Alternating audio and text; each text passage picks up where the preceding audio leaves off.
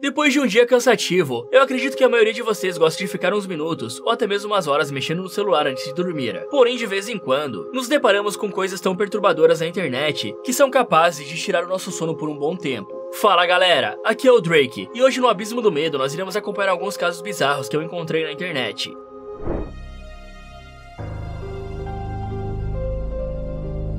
Se vocês passam em grandes centros urbanos, sabem que todo cuidado é pouco ao andar pelas ruas. Quanto maior a cidade, maiores os problemas cotidianos. Em um dia comum, precisamos lidar com o caos do trânsito, a poluição sonora e até mesmo desviar de algumas figuras estranhas que podem aparecer do nada andando ao seu lado pela cidade. Muitas vezes, elas são inofensivas e surgem e desaparecem rapidamente. Ninguém sabe exatamente onde moram, qual sua história e para onde vão. Mas em toda grande cidade, encontramos algum mascarado. Aquela pessoa que se diferencia das outras e sempre chama atenção por ser diferente de todos. Aqui mesmo no Brasil existe uma história que surgiu lá em Salvador nos anos 90, pois tinha um homem com uma máscara de ferro que andava pelo centro histórico e despertava a curiosidade e o medo em turistas e moradores locais. Ele se chamava Jaime Figura, um artista plástico que fez do seu corpo o seu maior patrimônio artístico, uma obra que durou décadas. Com o passar dos anos, o Jaime deixou de ser uma figura assustadora e se tornou parte da capital baiana. Mas o que muitos não sabem é que sua história como mascarado se iniciou em um traumático momento da história do país, com um bloqueio de contas do governo Collor. Jaime, que desfrutava do dinheiro, mas vivia sendo hostilizado pelos vizinhos, criou uma máscara para não lidar com as críticas que recebia e a pobreza que veio logo em seguida. Ele passou a rasgar as roupas e a esconder o rosto para separar o artista da arte, enquanto ele mesmo se firmava como uma das suas obras. Na época, Jaime era um homem de posses que se viu de um dia para o outro na miséria. O bloqueio das contas fez com que a sua vida confortável desmoronasse. Além da perda financeira, ele passou a ser alvo de olhares e críticas constantes dos vizinhos. Com o tempo, o Jaime se tornou uma personalidade das ruas de Salvador. Ele era um mistério ambulante, e suas aparições passaram a ser aguardadas com curiosidade. Havia quem temesse o homem mascarado, enquanto outros se divertiam tentando decifrar seus passos. Mas não é só no Brasil que podemos encontrar pessoas como essa. Em Coacalco de Biarrozabal, uma cidade mexicana, 34 anos após o brasileiro Jaime vestir sua máscara de ferro, um novo mascarado surgiu, despertando a mesma curiosidade. Mas diferente daquela época, hoje a internet permitiu que sua história rapidamente fosse compartilhada. Ele se tornou um sucesso internacional. Ele foi apelidado de El Hombre de Blanco de Coacalco, mas sua identidade é um mistério. Alguns moradores afirmam que é uma pessoa em situação de rua, que não possui familiares, nenhum destino certo. Ele anda por aí como o palhaço arte do filme Terrifier, só que sem toda aquela chacina. Só que igualmente ao personagem do filme de terror, o mascarado anda alegremente pelas ruas, o que levou os moradores a ficarem assustados. Fotos e vídeos dele foram compartilhados nas redes sociais, gerando uma onda de teorias e especulações. Quem seria aquele homem? E o que o levava a vagar pelas ruas de Coacalco com uma máscara que escondia completamente o seu rosto? Alguns usuários afirmavam que o mascarado de Coacalco tinha uma personalidade dupla. Durante o dia ele parecia sereno e inofensivo. Era visto dormindo em praças, sentado em bancos públicos, ou andando tranquilamente pelas calçadas. Ele não conversava com ninguém, ele parecia estar dentro do próprio mundo. À noite, contudo, a história mudava. Relatos começaram a surgir de pessoas que diziam ter sido perseguidas por ele nas ruas desertas. Outros contavam que em certas noites, ele aparecia do nada e aterrorizava os moradores. A internet rapidamente se dividiu em duas teorias principais sobre a identidade do mascarado de Coacalco. A primeira defendia que ele não poderia ser um morador em situação de rua, pois suas roupas estavam sempre limpas e bem cuidadas. Um detalhe que seria improvável para alguém vivendo nas ruas em grandes centros urbanos, né? Outro detalhe curioso é que dependendo do dia, suas roupas brancas ficavam cobertas por manchas avermelhadas, o que levantou suspeitas que o homem fosse um serial killer ou coisa pior. Sua máscara, aparentemente feita de gesso, às vezes aparecia suja, provavelmente porque o mascarado não a retirava para se alimentar. Uma outra teoria, no entanto, era ainda mais sombria. Alguns acreditavam que o mascarado era um homem perigoso, talvez um criminoso que fugia da justiça e que se escondia atrás da máscara para evitar ser reconhecido. Com o tempo, o mascarado de Coacalco começou a atrair mais curiosos. Fotógrafos, jornalistas e até turistas o procuravam pelas ruas, tentando capturar uma imagem do cara ou uma palavra. Alguns conseguiram se aproximar, mas ele nunca respondia a perguntas. Uma criadora de conteúdo recentemente tentou colocar um fim nesse mistério, afirmando que o mascarado na verdade era uma pessoa que sofria de problemas mentais e que ele era inofensivo. Ela admitiu que em um primeiro momento, o rapaz era realmente assustador, mas embora tenha se tornado um fenômeno na internet, ele já era famoso nas redondezas e vagava por Coacalco já há algum tempo. Mas até hoje o mistério continua e ninguém sabe realmente quem é esse cara. E o que você acha? Será que ele é um artista, um fugitivo ou apenas alguém que precisa de ajuda?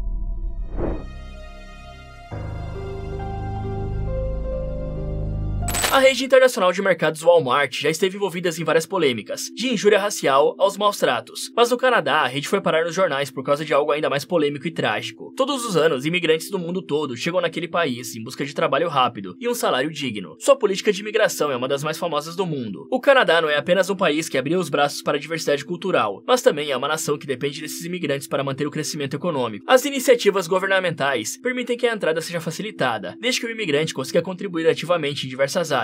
Não é um lugar para passar as férias, mas se você quer trabalhar, é um ótimo lugar para viver. Tudo isso torna o caso que aconteceu em Halifax, uma cidade canadense, bem trágico. Esse é um lugar que abriga executivos, prédios governamentais e vários escritórios, e a mão de obra imigrante é igualmente indispensável. Como uma cidade desenvolvida, Halifax é recheada de mercados que oferecem comodidade aos funcionários do centro comercial. Gunsiran Kaur, mais conhecida como Simran, trabalhou no Walmart nos últimos 2 anos. Ela era filha de indianos e foi com a sua mãe para o Canadá em busca de uma vida melhor. Em 19 de outubro, um sábado comum no trabalho, Simran desapareceu. Costumamos dizer que o ambiente de trabalho pode ser uma segunda família, mas para Simran, essa ideia tinha uma conotação diferente. Ela trabalhava ao lado da sua mãe no mesmo local. Elas conseguiram a vaga no mesmo dia, um ano após chegar no país. Elas saíam de casa juntas e sempre se comunicavam entre os afazeres, até que sua mãe, Balbir Singh, notou que Simran tinha desaparecido por quase 1 hora. Isso não era comum, então ela ficou desesperada. Andou pelos corredores perguntando se alguém tinha visto a Simran. Ela tentou ligar para o telefone da filha, mas o aparelho estava desligado, o que era um outro sinal de que algo tinha acontecido. Sua filha não andava com o aparelho no horário de trabalho, mas ela não o desligava. Simran tinha parentes na Índia, então a comunicação era algo essencial para ela. Balbir entrou em pânico, procurando qualquer vestígio da garota. O Walmart é um mercado grande, com várias seções e corredores extensos. Então, após procurar por muito tempo, ela acabou encontrando a sua filha dentro de um forno industrial já sem vida, após um funcionário da padaria apontar para o forno. O estado do corpo de Simran demonstrava que o forno estava ligado, embora ele não tivesse trancas. O que qualquer um suspeitaria é que Simran tivesse caído, perdido a consciência e acidentalmente alguém tivesse ligado o forno, mas Simran não trabalhava na padaria e o forno não deveria estar funcionando. Sua família estava desolada, dividida entre 2 países, com o pai e irmãos sem conseguirem ir ao Canadá para se despedirem de Simran, e eles apenas podem buscar consolo nos resultados da investigação em andamento. Uma campanha de arrecadação também foi criada para ajudar a família nos custos de deslocamento e na retomada da vida sem a jovem de 19 anos. O que muitos especulam é que Simran estivesse dentro do forno para limpá-lo, mas até o momento não saíram novas informações e as investigações ainda estão em estágios iniciais. Os detetives estão contando com o auxílio de agentes de outras cidades e precisam entender exatamente a cronologia dos fatos, para entender se houve um pedido para Simran executar um trabalho no local e quem foi a pessoa que apontou para Balbir onde sua filha poderia estar. Mesmo que ela estivesse consciente, o forno não deveria ter sido ligado e a trava externa não deveria ter sido acionada. O Walmart ficou dias sem funcionar e o setor da padaria precisou ser fechado. Esse caso permanece um mistério, o que obviamente causa uma ansiedade aos familiares de Simran, que alegam que nenhuma novidade do caso foi compartilhada com eles até o momento. Esse silêncio talvez revele que a motivação para o crime seja étnica, mas isso não passa de uma especulação. Mas tem uma informação que foi divulgada recentemente, ajuda a entender um novo movimento em solo canadense. O governo do país está enfrentando grandes críticas pelo modelo adotado no último ano, o que permitiu que a opinião pública conseguisse decisões do governo que visavam barrar a emissão de vistos, estabelecendo uma cota de imigrantes. Essa decisão visa frear o crescimento da população, que aumentou 7 milhões em uma década. Mais da metade dos canadenses acreditam que a imigração se tornou um problema para o crescimento do país, o que não necessariamente significa que o caso da Simran esteja diretamente ligado à opinião pública, mas talvez seja algo a ser considerado. Mas mesmo com as especulações, a família pede por respostas. O que vocês acham que aconteceu aqui?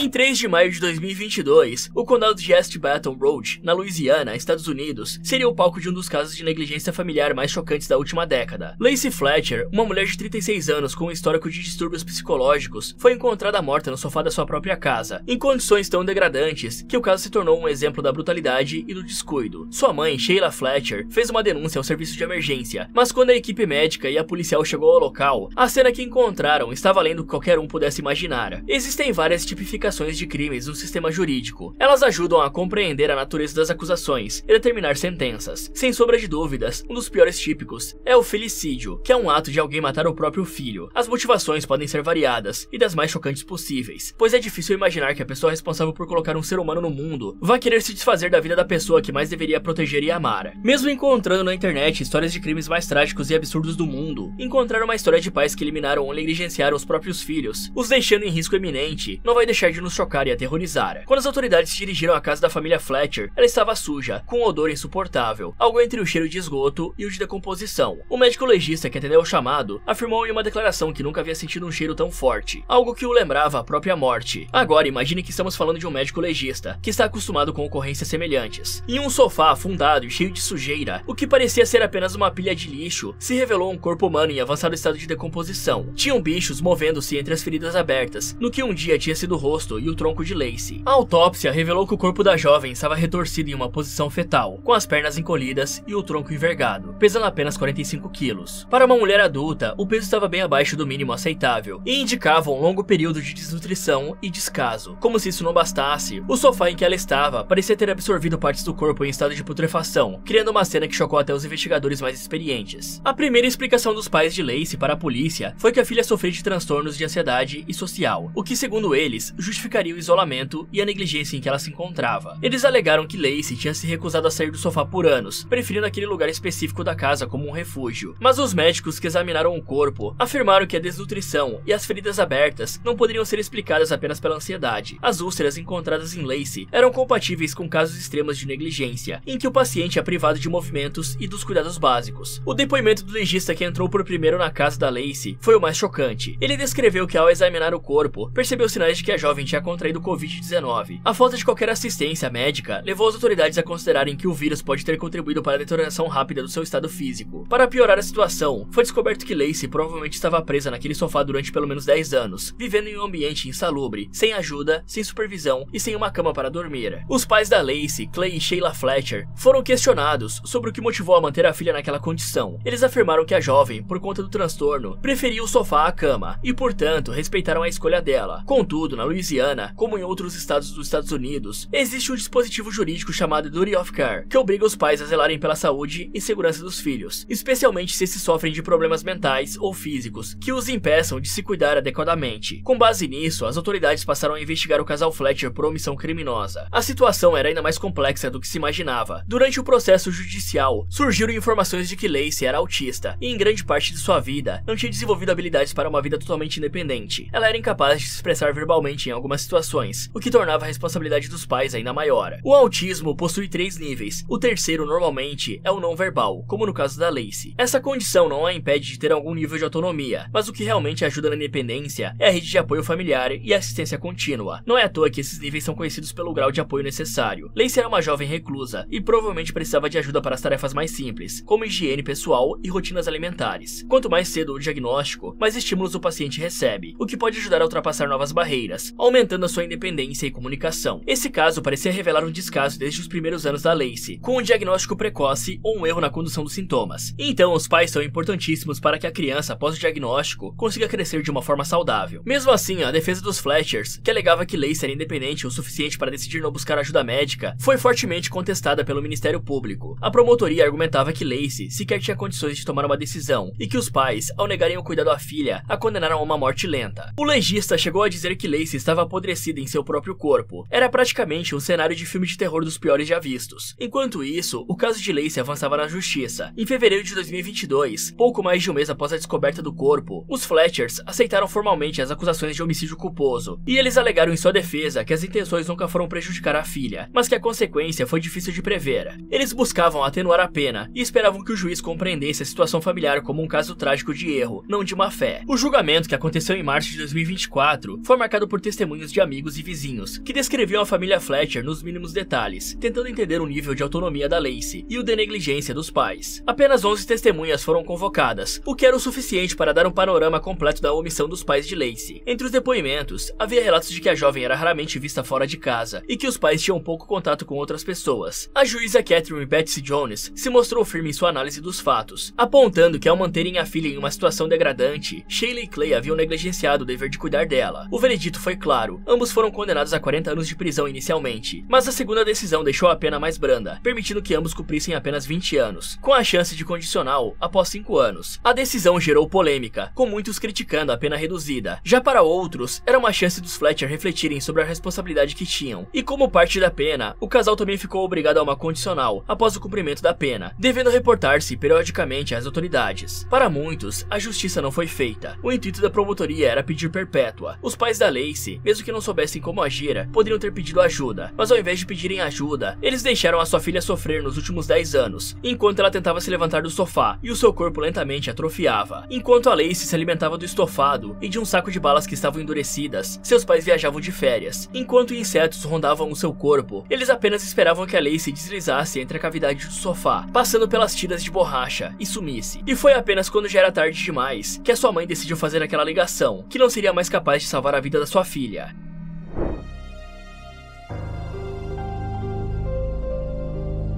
Imagine que um tio seu desapareceu em 1980 e 40 anos depois, em meados de 2021, sua família descobre o que aconteceu com ele. Imagine também que durante todos esses anos, a sua família tentou denunciar o desaparecimento, mas a polícia, após investigações iniciais, arquivou o caso por falta de pistas e por não conseguir classificar o desaparecimento como crime. Esses 40 anos foram preenchidos por uma única certeza para os familiares, a de que nunca houve um desfecho, apenas um sumiço sem explicação. Essa não era a primeira vez que seu tio tinha desaparecido. Seu primeiro incidente teria ocorrido aos 9 anos de idade, mas naquela época vocês sabiam onde ele estava. Foi exatamente isso que aconteceu com Gord Sanderson, um homem indígena nascido e criado na província de Manitoba, no Canadá. Gord era parte da Scoop, um período histórico em que o governo canadense implementou políticas que retiravam as crianças indígenas de suas famílias e comunidades para colocá-las em lares de famílias brancas, sob a alegação de que isso lhes proporcionaria uma vida mais estruturada e lhes ensinaria valores civilizados. Essa era uma prática que, apesar de bem controversa, foi autorizada e incentivada por anos, impactando milhares de famílias indígenas. Gord se perdeu da sua família aos 9 anos, e o Scoop durou toda a sua adolescência e parte da sua vida adulta, acabando apenas em 1980. Mas o jovem não foi parar em um lar adotivo. Seu destino foi bem mais trágico. Diferente de muitas crianças levadas para adoção, ele nunca encontrou um lar permanente e cresceu em instituições. E quanto mais velha, menos desejada é a criança. É triste, mas é a verdade. Quando finalmente teve idade para sair do sistema, ele passou a viver uma vida independente, mas instável, sem qualquer suporte familiar ou social. Então, Gord foi crescendo sem um lar e longe da sua família, se envolvendo em pequenos furtos, o que trouxe alguns problemas com a polícia. Em 1977, aos 20 anos, Gord informou ao irmão mais velho, Arthur, que iria visitá-lo em Calgary, uma cidade que fica a 400 quilômetros de Edmonton, onde ele vivia. Esse foi o último contato entre os dois. Gord jamais chegou ao seu destino, e Arthur jamais viu o irmão novamente. O caso do seu desaparecimento foi registrado pela polícia, mas após algumas investigações iniciais, foi arquivado como tantos outros de pessoas indígenas desaparecidas, tratado como descaso e relegado ao esquecimento. Anos mais tarde, em 1984, um fazendeiro descobriu um corpo em uma fossa séptica em Tollfield, uma área rural próxima a Edmonton. A vítima apresentava sinais e evidências de tortura. O corpo mostrava marcas de queimaduras de maçarico, feridas profundas e evidências de que havia passado por um intenso sofrimento antes da morte. Mas o estado avançado de decomposição tornava impossível uma identificação imediata, e mesmo após meses de análise, a polícia não conseguiu determinar a identidade da vítima. O corpo foi enterrado em um cemitério local e o caso arquivado. Ele foi apelidado de Fossa Séptica Sen, um nome frio que escondeu por quase 4 décadas a verdade sobre quem ele realmente era. As tentativas de identificação continuaram sem sucesso, e a imagem da reconstrução facial feita pela polícia foi divulgada, mas ninguém reconheceu o rosto modelado com argila. Décadas se passaram, e a família Sanderson seguiu vivendo com a dor da ausência do Gord. Os anos se passaram, e os bancos de DNA evoluíram também. Em 2017, o novo Banco Nacional de DNA tentou estabelecer a origem do Fossa Séptica Sen, mas era como se o homem não existisse. Eles não tiveram nenhuma compatibilidade, e o mistério permanecia. Isso só mudou em 2021, com a ajuda de um laboratório privado. Uma nova tecnologia finalmente revelou a conexão. O Fossa Séptica Sen era na verdade o Gord Sanderson. Eles usaram os ossos para criarem um perfil genético, que permitiram que ele chegasse a Joyce Sanderson, a irmã de Gord. A confirmação trouxe respostas para Arthur, o seu irmão, e os outros membros da família, mas também expôs uma ferida profunda, que dificilmente cicatrizaria. Saber que Gord havia sido vítima de tortura, e que seu último registro de vida estava guardado em uma fossa séptica, era uma notícia que nenhum de seus familiares queriam receber. O material genético retirado dos restos mortais do Fossa Séptica Sen foi então comparado com os perfis de familiares desaparecidos. Eles descobriram que ele tinha sido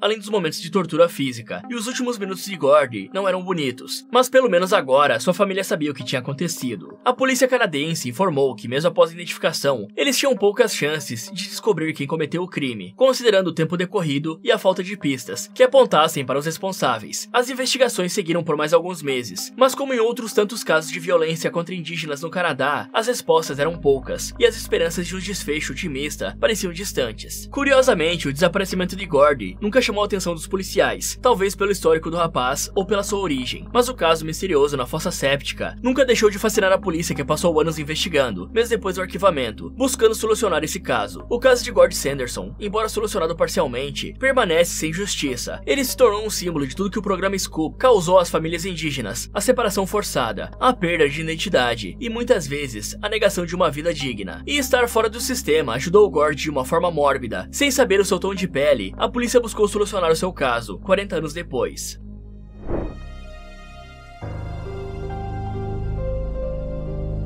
Na Bélgica, a palavra fraternidade carrega um peso cultural e histórico. Para muitos, ela remete à tradição universitária e ao sentimento de pertencimento. Mas o caso do estudante Sanda Dia, de apenas 20 anos, revelou o lado sombrio que pode existir em certas irmandades. Em dezembro de 2018, Sanda, um jovem negro e filho de imigrantes, ingressou na Reuzegon, uma fraternidade controversa com um histórico de comportamentos violentos e até mesmo de referências racistas. No caso de Sanda, essa associação custaria a própria vida, expondo uma brutalidade que abalou não apenas a Bélgica, mas todo o mundo. Sanda ingressou na Universidade Católica de Leuven, a mais antiga do país, e como muitos jovens universitários, ele desejava se integrar e encontrar seu lugar. A Reuzegon parecia um caminho natural para isso, uma fraternidade tradicional que atraía filhos da elite belga, embora já possuísse um histórico de polêmicas. Em 2013, por exemplo, membros do grupo foram citados publicamente por vestirem-se com trajes inspirados na Ku Klux Klan, um ato que na época causou indignação, mas foi rapidamente esquecido. O recrutamento para novos membros se aproximava, e Sanda, ansioso por fazer parte do grupo, aceitou participar de um processo seletivo em uma floresta afastada da universidade. Quando conheceram Sanda, eles fizeram ofensas racistas, demonstrando que aquilo não seria um processo de admissão convencional. Eles também o fizeram limpar a fraternidade, informando que ele faria aquilo pelo tom da pele, um castigo que não tinha sido atribuído a nenhum outro calouro. Todos os veteranos eram membros de uma elite, e com comportamentos que nunca foram condenados. Na verdade, eles foram incentivados durante anos, tanto pela universidade, quanto pelos poderosos familiares. E Sanda era um rapaz negro e filho de imigrantes. Tudo que ele queria era fazer parte do grupo, mas aquela fraternidade não o considerava digno, e seus membros mais antigos fizeram tudo para constrangê-lo, com o interesse de fazê-lo desistir. Mas Sanda resistiu e passou pelas etapas com garra, apesar dos insultos. Então o ritual de ingresso, chamado Hazing, finalmente aconteceu nos dias 4 e 5 de dezembro de 2018, e começou de forma aparentemente inofensiva, com brincadeiras e tarefas simples. Mas a situação logo se tornou perigosa. Sanda foi levado a uma floresta nas proximidades de Vorselara, onde foi obrigado a ingerir uma série de substâncias potencialmente letais. Ele foi forçado a consumir grandes quantidades de molho de peixe, um líquido salgado e ácido, que causou uma reação imediata e dolorosa em seu organismo. Em seguida, ele teve que ingerir uma mistura de bebidas alcoólicas, com teor etílico elevado, o que começou a comprometer rapidamente a sua saúde. Enquanto anoitecia, o tratamento se tornava cada vez mais extremo. A Reuzegon tinha uma hierarquia rígida, com membros veteranos que comandavam as atividades, sem nenhum controle ou supervisão. Sanda foi obrigado a se despir, ficando seminu, e foi deixado na floresta sob uma temperatura que caía rapidamente. Depois, ele precisou mergulhar em uma poça gelada, isolado e sem qualquer proteção contra o frio. E com isso, o seu corpo começou a dar sinais de exaustão. Por volta das primeiras horas da manhã, o corpo de Sanda entrou em choque. Desidratado, desorientado e com um quadro de hipotermia, ele desmaiou. E em vez de prestar socorro imediato, os veteranos hesitaram, achando que ele apenas estava fraco, ou que isso fazia parte do desafio. Somente quando perceberam a gravidade da situação, resolveram levá-lo a um hospital. Mas mesmo assim, demoraram a agir, tentando encobrir os rastros do que tinha ocorrido. O estado de Sanda era crítico. Quando deu entrada, ele já estava tendo uma parada cardíaca. Os médicos constataram também que o corpo de Sanda estava entrando em colapso, devido ao nível alarmante de sódio no sangue, proveniente do molho de peixe ingerido. A concentração de sal no organismo tinha atingido níveis letais, comprometendo o funcionamento de órgãos vitais, e resultando em um edema cerebral. O jovem sofreu múltiplas falências dos órgãos, e após 2 dias de internação, ele não resistiu. Para os médicos, estava mais que claro que ele tinha sido vítima de uma série de torturas físicas e psicológicas, disfarçadas de rituais de integração. Quando os membros da fraternidade saíram do hospital, perceberam a burrada que fizeram e buscaram auxílio. Eles foram instruídos a apagarem provas do envolvimento deles no trote. A essa altura, a polícia já tinha sido informada sobre o que tinha acontecido com Sanda. Enquanto os policiais não apareciam, eles apagavam mensagens trocadas e qualquer vestígio de que estiveram juntos na floresta. A família de Sanda buscou ajuda e conseguiu chegar aos jovens que participaram do trote, levando-os à justiça. Embora a fraternidade tenha sido desfeita, na época os alunos conseguiram continuar estudando durante as investigações. O caso só foi encerrado em 2023, com a detenção de todos os 18 estudantes envolvidos. Mas calma aí, isso não quer dizer que a justiça foi realmente feita. Eles não cumpriram pena, foram absolvidos de outras acusações e tiveram apenas que prestar serviços comunitários e pagar multas. E você sabe o motivo disso? Grande parte dos acusados eram filhos de pessoas poderosas, entre eles juízes. Quanto mais pesquisamos sobre esse caso, mais nos deparamos com uma certeza. Aparentemente, o dinheiro pode comprar tudo, ou melhor, quase tudo. O caso provocou indignação na internet e várias manifestações foram realizadas. O irmão de Sanda afirmou que os jovens, além de terem sido protegidos pela justiça, se fecharam e não falaram muito, escondendo a identidade de quem era o líder. Eles nunca contaram, por exemplo, quem teve a ideia do óleo de peixe e ocultaram as horas finais do seu irmão. Mas essa família também criou uma campanha de financiamento coletivo para lembrar aos jovens descendentes de imigrantes que Sanda Dia sempre estará com eles, mesmo que eles não sejam aceitos. O valor foi revertido na criação de um mural, exposto na Universidade do Jovem. Esse mural é importante, em um país onde o vandalismo, como danificar uma propriedade privada, pode resultar em prisão de até 5 anos, mas o homicídio de um jovem negro parece ter menos importância. E galera, deixa eu dar um recado aqui. Eu não sei se vocês sabem, mas esse aqui não é meu único canal no YouTube. Afinal, meu objetivo é derrotar o YouTube, no bom sentido é claro. Além do Abismo do Medo, eu tenho mais 3 canais ativos aqui, com vídeos novos toda semana. Um deles é o Derrotando Filmes. Lá eu falo sobre diversos filmes, e mostro como derrotar e sobreviver a vários tipos de situações, e também as burrices que os personagens cometem. O outro é o Resumindo Filmes, onde eu falo sobre os outros tipos de filmes que não se encaixam no Derrotando Filmes, e lá eu faço um resumo desses filmes para contar a história completa pra vocês. E por último, tem o Sombras Criminais. Nesse canal nós falamos sobre True Crime, ou seja, casos criminais, detalhando toda a história de cada caso, para mostrar como a mente humana pode realmente ser perversa. Então, pra quem gostar, eu vou deixar os canais aqui no card e também no comentário fixado. Qual desses 5 casos foi o mais perturbador? Tem algum caso que você quer ver aqui no canal? Me conte nos comentários. Muito obrigado por assistir e até o próximo.